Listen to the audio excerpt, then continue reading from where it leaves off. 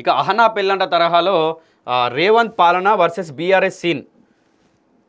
ఇక జూబ్లీస్ తోక కట్ చేయడం ఖాయం, ఇచ్చిన హామీలు తుంగలో తొక్కిన నేతలు, కాంగ్రెస్కు ప్రజలు ఎందుకు ఓటేయాలి మండిపడ్డ BRS working president KCR.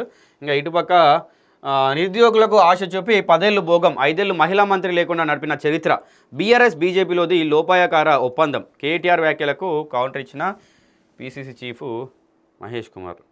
Ahana పెళ్ళంట మాట బీఆర్ఎస్ పార్టీకి సరిగ్గా సరిపోతుందని counter TPCC chief Mahesh Kumar ఇచ్చారు. సినిమాలో మాదిరి కోడిని వేలాడదీసి ఆశ చూపినట్లు నిరుద్యోగులకు ఉద్యోగాల ఆశ చూపి కేబినెట్లో 5 ఏళ్ళు మహిళా మంత్రి లేకుండా ప్రభుత్వం నడిపిన నీచ చరిత్ర బీఆర్ఎస్ పార్టీది అని దుయ్యబట్టారు. ఇది కోడిని వేలాడదీసి ఆశ చూపినట్లు అని చెప్పి ఇంకొకటి చెప్పాడు కదా.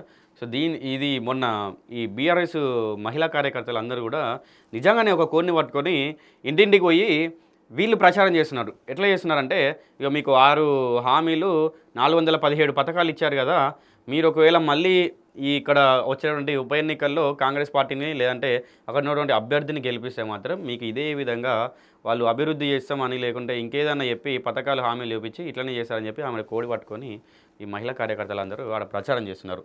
ఈ మేరకు బీఆర్ఎస్ వర్కింగ్ ప్రెసిడెంట్ కేటీఆర్ వ్యాఖ్యలపై మహేష్ కుమార్ మాట్లాడుతూ తీవ్రంగా స్పందించారు. జూబ్లీస్ ఎన్నికల్లో బీఆర్ఎస్ పార్టీకి ఓటేస్తే బీజేపీకి ఓటేసినట్లే అని వ్యాఖ్యానించారంట.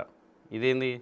బీఆర్ఎస్తో లోపాయకారి ఒప్పందంతో భాగంగానే జూబ్లీస్ నియోజకవర్గంలో బీజేపీ ప్రాధాన్యత లేని అభ్యర్థిని నిలబెట్టిందని ఆరోపించారు. బీజేపీ బీఆర్ఎస్ 2 పార్టీలు ఒకటేనని ఘాటు వ్యాఖ్యలు చేశారు. పార్లమెంట్ ఎన్నికల్లో బీజేపీ 8 సీట్లు గెలవడానికి బీఆర్ఎస్ సహకరించిందని ఆరోపించారు. ఈ మేరకు మీడియా సమావేశం నిర్వహించి మాట్లాడారు. బీఆర్ఎస్ పార్టీ రుణం తీర్చుకోవడానికి బీజేపీ ప్రాధాన్యత లేని అభ్యర్థిని నిలబెట్టిందని దయ్యబట్టారు. ఎన్డీఏ ప్రభుత్వం ప్రతి నిర్ణయంలో గులాబీ బాసు మాజీ సీఎం కేసీఆర్ పాత్ర ఉందని ఆరోపించారు. రాష్ట్రపతి అధ్యక్ష పదవిని నుంచి మొదలుకొని ట్రిపుల్ తలాక్ వరకు బీజేపీకి కేసీఆర్ మద్దతు ఇచ్చారని అన్నారు. డబ్బుతో ఓట్లను కొలవడం అనేది అనైతిక చర్య అని పేర్కొన్నారు. కాంగ్రెస్ వాళ్ళు ఇచ్చే 5,000 తీసుకోండి, బీఆర్ఎస్ పార్టీకి ఓటేయండి అంటూ కేటీఆర్ మాట్లాడడం ప్రజాస్వామ్యానికి విఘాతం కలిగించే చర్యగా పేర్కొన్నారు. ఎలక్షన్ కమిషన్ తక్షణమే కేటీఆర్పై కేసు నమోదు చేయాలని డిమాండ్ చేశారు. ఎవరికి తెలియదు బయట ఇప్పుడు పైసలు ఇస్తలేరు అని చెప్పి ఎవరికి తెలియదు? ఇప్పుడు కాంగ్రెస్ వాళ్ళు పైసలు ఇవ్వలేదా, లేకుంటే బీఆర్ఎస్ వాళ్ళు ఇవ్వలేదా, బీజేపీ వాళ్ళు లేదా?